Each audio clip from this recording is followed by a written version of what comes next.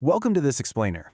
If you've ever looked at the world's most successful organizations and wondered how they consistently stay ahead of the curve, navigate completely chaotic markets, and actually achieve their massive goals, well, you are definitely in the right place.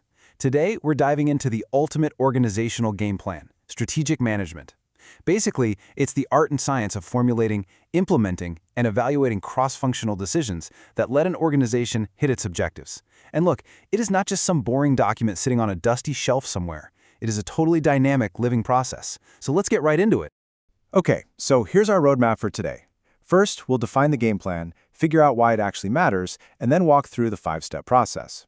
After that, we're going to master SWOT analysis, break down the 4 strategy levels, and finally, wrap the whole shebang up with a quick quiz to test your knowledge.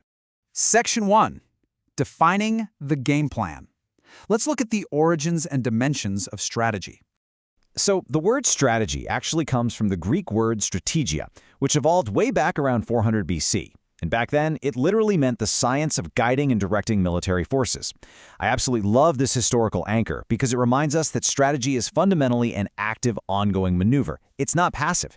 In a modern business context, a strategy is simply a company's game plan. It reflects this deep, conscious awareness of how, when, and where an organization should compete, against who, and for what exact purpose. It answers those huge questions, like what goods should we even produce, which market segment are we going after, and how on earth do we deal with the competition?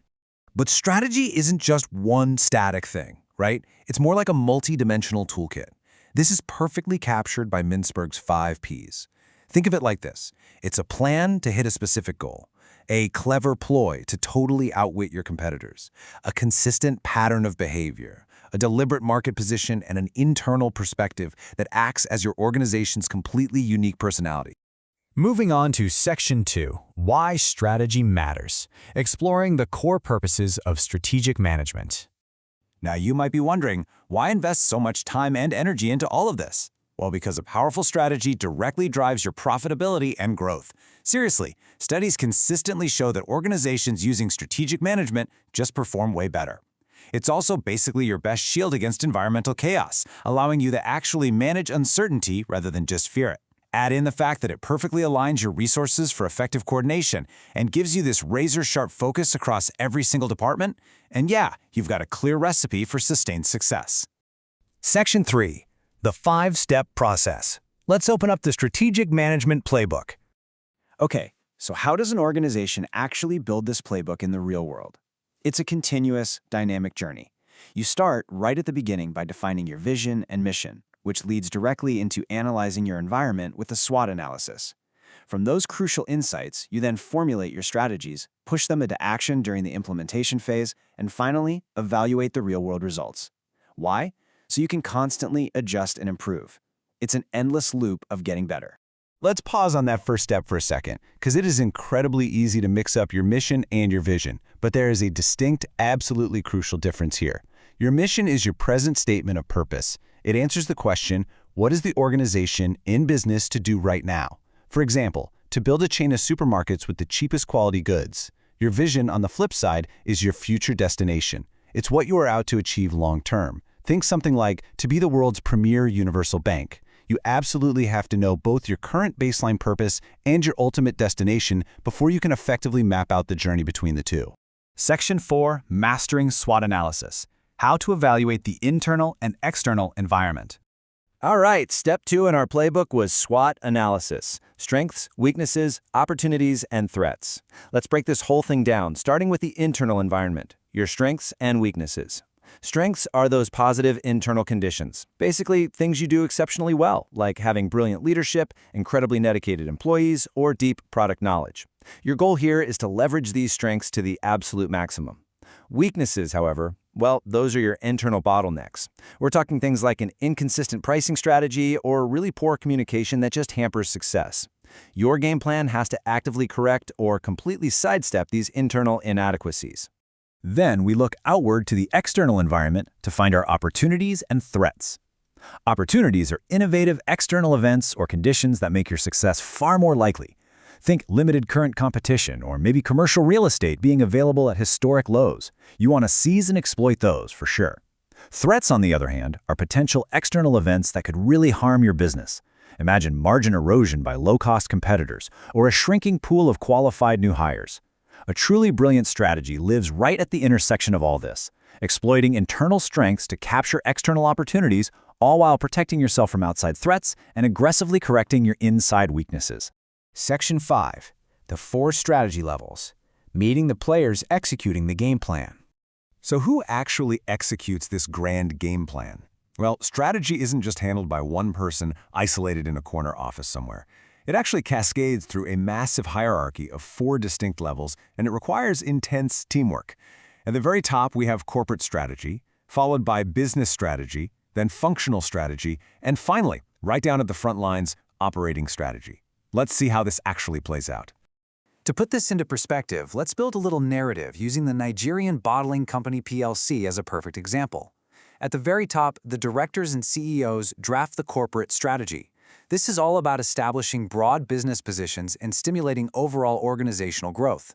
So, for the Nigerian Bottling Company, a major corporate growth strategy was deciding to actually diversify into producing packaged fruit juice and table water. But stepping down a level, we hit the business strategy. This focuses on success in one specific line of business. So, while the corporate level focuses on that big expansion into juices, a specific business strategy down the ladder might be to aggressively enhance their market position within their existing soft drink line. Make sense? When we contrast these levels side by side, that whole top-down flow becomes crystal clear. Corporate strategy essentially asks, what industries should we even be working in? It's long-term, handled by top-level management like the CEO or the board of directors, and it focuses on the organization as a whole. The ultimate goal? Broad growth and profit maximization. Divisional or business strategy is just a step below that. It asks, how do we compete successfully in this specific market? It's relatively shorter term, handled by middle-level management like division managers, and focuses on specific units, looking at things like cost leadership or market differentiation. And then below that, you'd have your functional strategies for specific departments, like marketing or finance, and operating strategies for running specific day-to-day plants or campaigns. Section 6. The final strategy quiz. Time to test your game plan knowledge. All right, it is time to put your new strategic knowledge to the test. I've got a rapid-fire question for you. Which of these is considered a functional area of strategic management? Is it A, production, B, finance, C, marketing, D, research and development, or E, all of the above? Think back to the different functional departments we just discussed that support a business strategy. And the answer is E, all of the above. Strategic management is highly cross-functional. To implement a truly successful game plan, you literally need specialized functional strategies drafted by the heads of production, finance, marketing, and R&D, and they all have to be working in tandem to support those broader business goals. Let's try just one more. The means by which long-term objectives will be achieved are known as what? Is it A, mission statements, B, strategies, C, vision statements, or D, long-term goals? Remember our earlier discussion about that crucial difference between your destination and how you actually maneuver to get there? Got your answer? It's B, strategies. Your mission is your current purpose, your vision is your future destination, and your objectives are your targets. But the strategies, those are the actual comprehensive game plans, the active maneuvers and deployment of resources that you use to actually accomplish those long-term goals. Well, we've covered a ton of ground today, all the way from the 400 BC military origins of strategy right through to the modern 5-step process and SWOT analysis. But look, a game plan is completely useless if it just stays on the whiteboard, right? So I want to leave you with this final provocative question, and I want you to apply it to your own life or business immediately.